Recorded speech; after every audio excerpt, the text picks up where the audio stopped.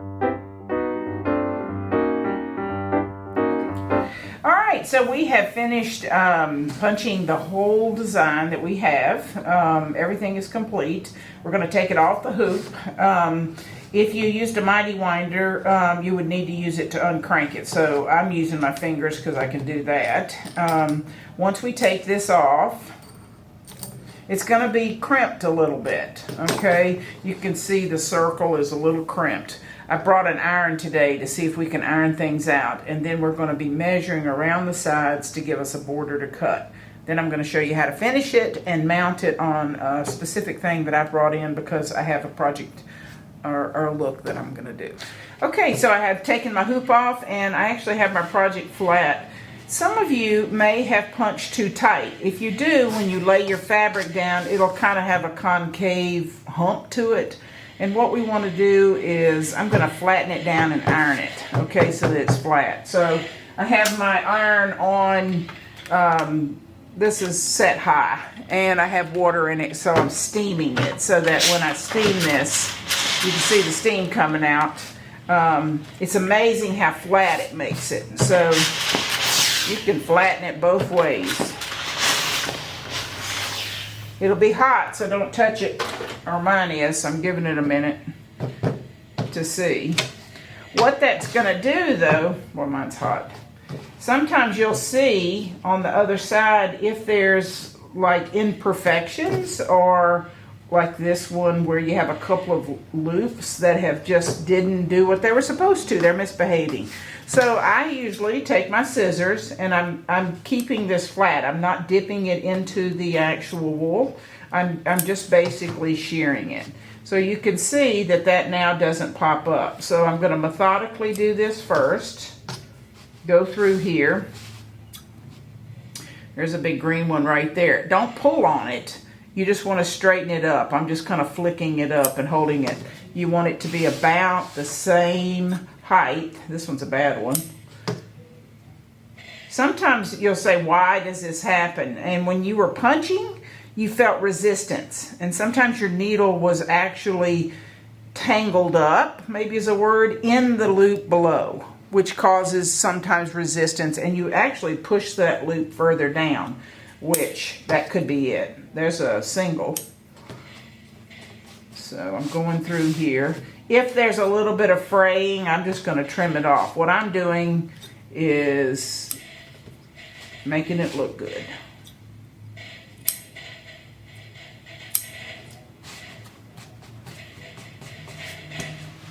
Sometimes it's like carpet.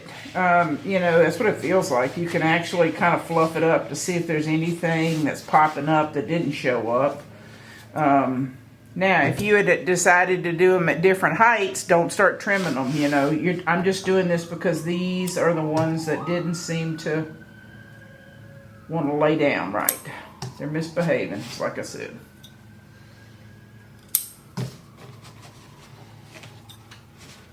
There's one right there. That looks like two right there. So that's pretty good right there. So the other thing that we really need to go through is I'm going to see if I find two of the loops that are kind of intertwined, and I would like to do a close-up of that to show you how to correct that, okay? So we're going to get a little closer to the material once I find one of these. And normally these are going to be along the borders from the change of two colors, because you can see where one green is kind of encroached into the purple, or the purple's encroached to the green, or vice versa. So let me find a couple of those, because I know I have one. I can see one right here, but I'm going to get my needle and then we're going to zoom in on it, okay? All right, so these are they're entangled loops. You always see them if you're not careful, which I've never not been able to not do this. I always have these, and I go through it. So what I'm going to try to do is make the brown appear over here and the green appear over here, so that it's not entangled up. So here you can see there is a brown one here, and then in this area right here, you can see where there's a brown and a green loop together. So to do this, you need to make sure that the brown You see how I pull that loop out? That one comes out. Now it's free. So this one now is able to, if it's not tangled up with something else, I'm going to look at it because sometimes it's a ply. Yep, this one's caught way down in there. I can see it right in here. There's no way to tell somebody that yours is going to look just like this one because it just depends on how you looped it together or how that needle actually hit it. See, this one is a ply right in here, so I'm taking that off. Not pulling it up, I'm basically untangling the loops. Here's another one right here. And sometimes the brown will come off, or sometimes you need to come down here and pull the green one out. And so what that does, when this is done, it produces a cleaner edge. The brown will be on the brown side, the green will be on this side. Instead of it looking like here's one right here and there's one right here.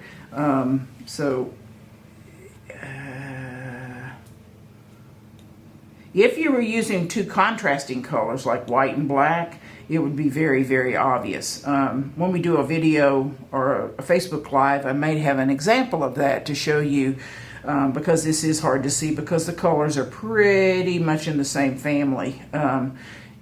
If you're okay with it, you don't have to fix it, but some people are going to say, why did it do that? And that's because you were poking down and you just happened to hit that loop.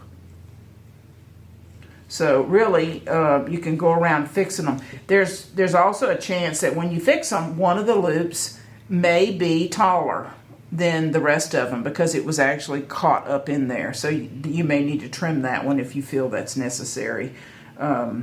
So just being able to look at it and making sure. Sometimes you can just part them. I can see that that's caught somehow right there. Some people use this one. I like this one because it doesn't have a hook on it. If you have a hook on it, you'll sometimes grab it, and that won't be good.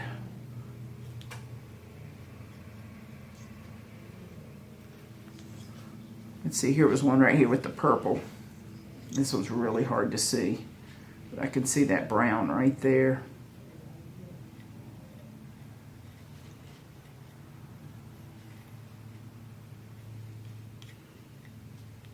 And I'll fix these two and I think I'll be good to go.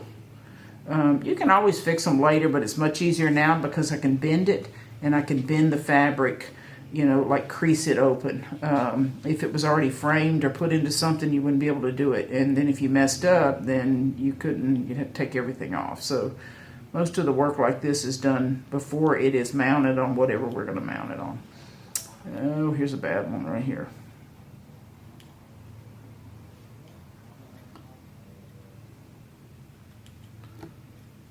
All right, so I think you get the gist of it. So we really just need to check it just to make sure, okay? Okay, so we have our project here, and what we're doing is we're going to measure 1 inch all the way around. And so I did 1 inch there, as you can do. I took a Sharpie. I'm gonna measure 1 inch. I'm gonna just go around here on all 4 sides just to make sure. You don't want to cut this too close. This has actually been finished with a zigzag. This one's not been. I don't plan on zigzagging this because I'm going to use a hot glue gun.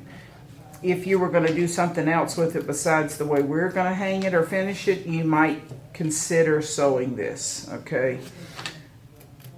So what I've done is I've marked marks all the way around 1 inch.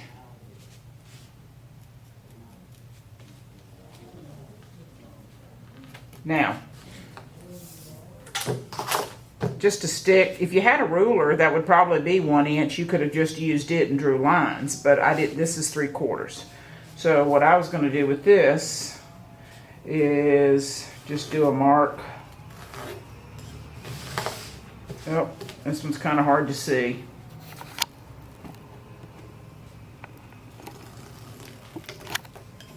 Might need a heavy-duty Sharpie. I can see it. I hope you can see this line.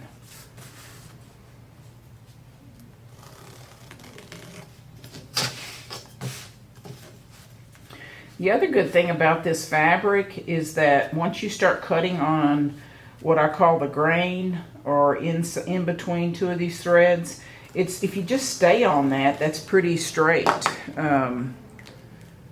So for example, when I'm cutting this, you're going to cut the whole rectangle out. So when I'm cutting on this, I'm actually in the groove. And I'm just going to stay in the groove. If you see here, it's right in between. That will give you a perfect line, okay? Be careful, this will come out, okay? So you want to take this and just,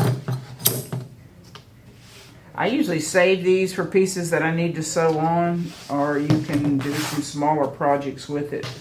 So once again, find the line and just basically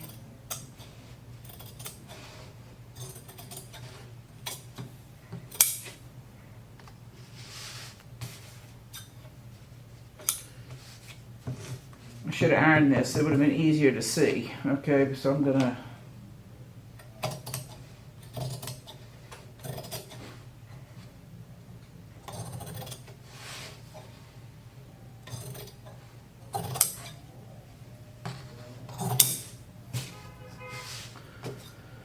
good scissors always come in handy trying to cut this. This is is a pretty stiff and thick material. All right, so once you have that done, you now actually just have like a picture frame around it. All right, we are going to work on getting this part folded down, and I'm going to show you how to do that. You'll need an iron. I've tried to do it without an iron, and it's not worth it. Try it with an iron. And so basically what we're going to do is we're going to fold these over like this, okay, just for right now. All right, and so I have my iron ready.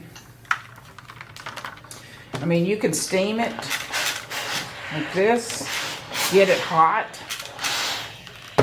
This will fold easier. It's almost like it's hot. So what I'm doing is folding this on the back side inward, okay? I want this to be right on the edge. And I'm gonna kind of push these little yarn, my front loops forward.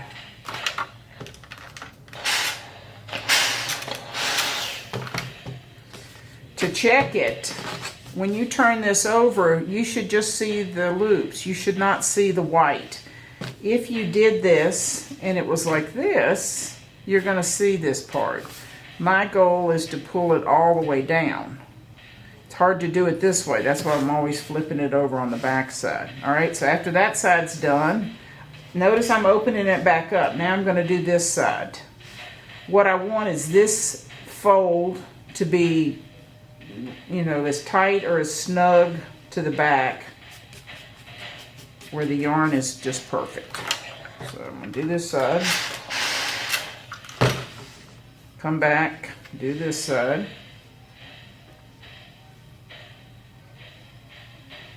And then I have another trick for the corners here in a minute. These threads are going to come out. Just be careful. One or two is not going to really hurt it. If all of them started coming out, it would not be good.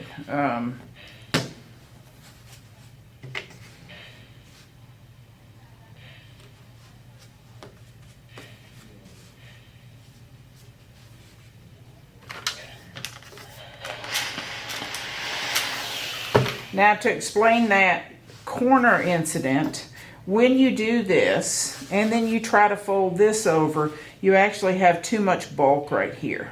So what we're going to do is pare down the corner a minute, okay?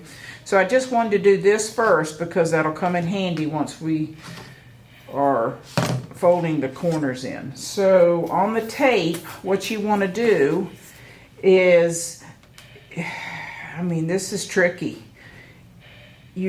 Because this is not sewn, do not cut this thing too close or it'll start unraveling from the corner. So mainly about right here, I mean, I would say 3/4, okay? Don't cut any more than that, and be very, very careful with your And what I'm doing with this is that I'm really just taking a corner off. You don't want to cut it like that though. You want to cut it like, cut the corner off. All right. I mean, I would try to just wing it, but for some of you, you really need to make sure that you're not cutting too close to this corner. I cannot stress that enough. There's not much you can do about it if you do. If I actually cut it too close, I would grab some Elmer's glue and try to put on there. So what you do is that when you cut this corner off, it's not a big corner. Then I'm going to take this part right here and I'm going to fold this part in first. Okay, and I'm folding, not curling it in, but just laying it flat, making sure that this part's there.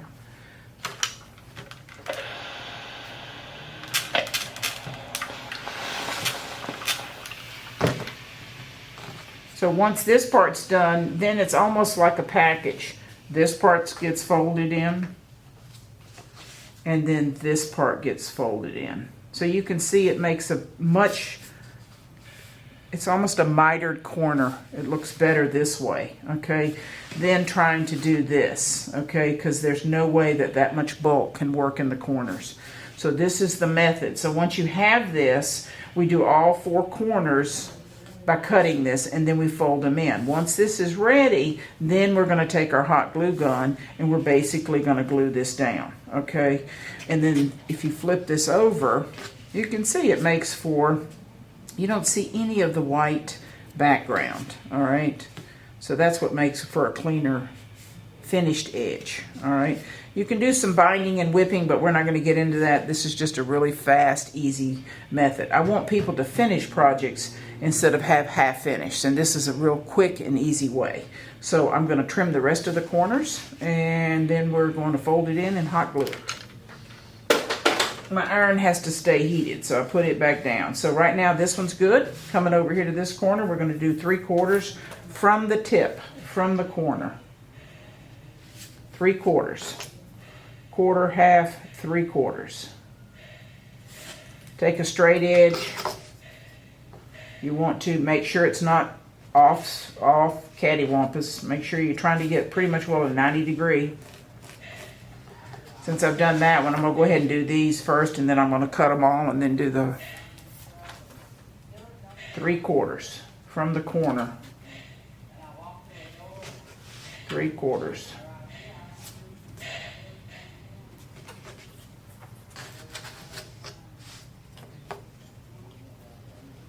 A 90 means this side right here is the same as this side right here. I mean, you can be really exact or you can kind of eyeball it, all right?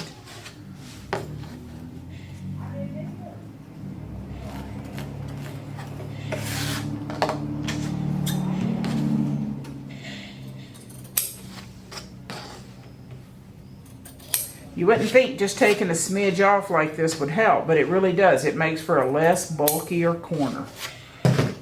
All right, so we've done this one. We're going to fold this one, and this one, and then make our little package.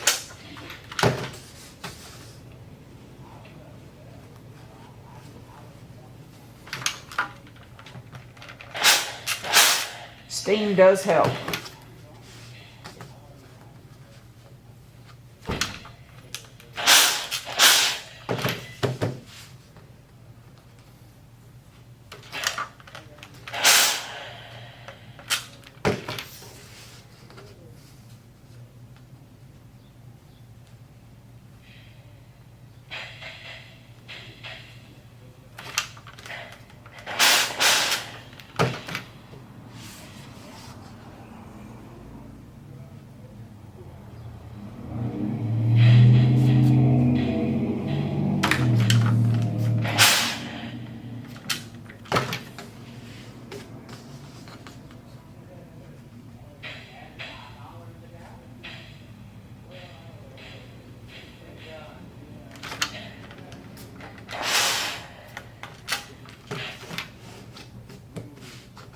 It's hot. You gotta be careful.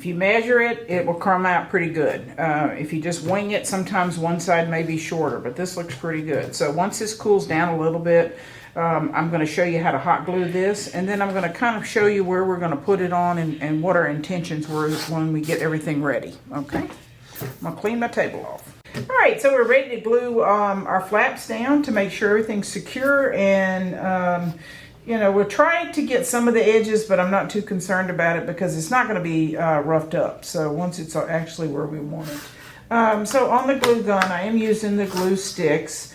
You can here stick a little bit of glue under the corners if you want. I mean, I just did a smidge.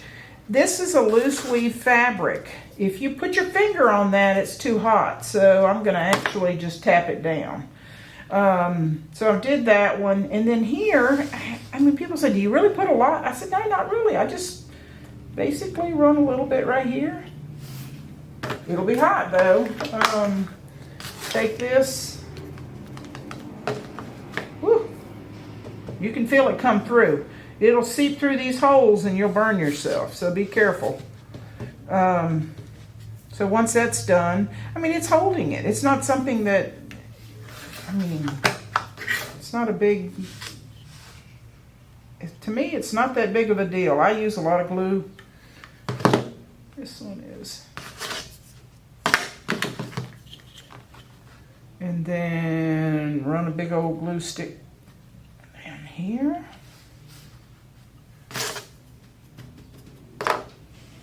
And then one more here. Most of the time the corners are going to stay in, because the flaps are actually glued down. Yep. That took all of about 5 seconds. Not much work on that. If you feel the need to put more, you can. I think this is pretty good. So my intent on this design, it reminded me of lavender fields. This could be a road, could go this way, could go this way, could go this way.